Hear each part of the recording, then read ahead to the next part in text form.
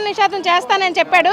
కానీ కల్తీ మద్యమాన్ని తయారు చేసి ఎంతో మంది కుటుంబాలని రోడ్ల పాలు చేసిన కారణంగా ఈ రోజున జగన్మోహన్ రెడ్డిని మేము అడుగుతున్నాం, ఎక్కడ మద్యపాన నిషేధం? సంపూర్ణ మద్యపాన నిషేధం అన్నావు, కానీ ఇది 250 రూపాయలు మద్యము, ఇది జే బ్రాండ్స్.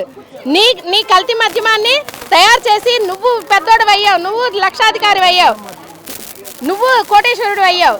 ఈ రోజున నువ్వు సంపూర్ణ మద్యపాన నిషేధం చేసిన తర్వాతే మా మహిళల దగ్గరికి రావాలని చెప్పి మేము ప్రత్యేకంగా డిమాండ్ చేస్తున్నాం. జగన్మోహన్ రెడ్డి గారు సంపూర్ణ మద్యపాన నిషేధం చేయకుండా ఓట్లు అడగడానికి వస్తున్నారు.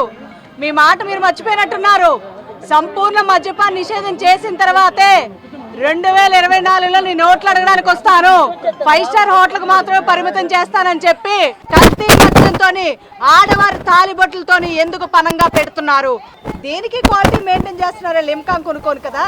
20 రూపాయలు లిమ్కాకే అంత క్వాలిటీ ఉన్నప్పుడు 250 రూపాయలు కల్తీ మద్యానికి నువ్వు ఇంకెంత క్వాలిటీ మెయింటైన్ చేసి ప్రజలకు ఇవ్వాలి? అలా కాకుండా ఈరోజు ప్రజలతో జీవితాలతో ఆటలాడుకునే మద్యాన్ని సంపూర్ణ మద్యపాన నిషేధం చేసి నువ్వు దమ్ముంటే నీ కుటుంబ సభ్యులకి మేలు చేయకుండానే ఆంధ్ర రాష్ట్ర అక్క చెల్లికి మేలు చేస్తావని ఏ విధంగా మీరు నమ్ముతున్నావు చెప్పండి? నీ తల్లికి, నీ చెల్లికి, నీ అక్కకే ఈరోజు విలువ లేకుండా చేస్తున్నావు. ఈరోజు వేలాది మంది ఆడవాళ్ళ జీవితాలకి నువ్వు గౌరవిస్తావు, విలువిస్తావని ఏ విధంగా మేము నమ్ముతాం?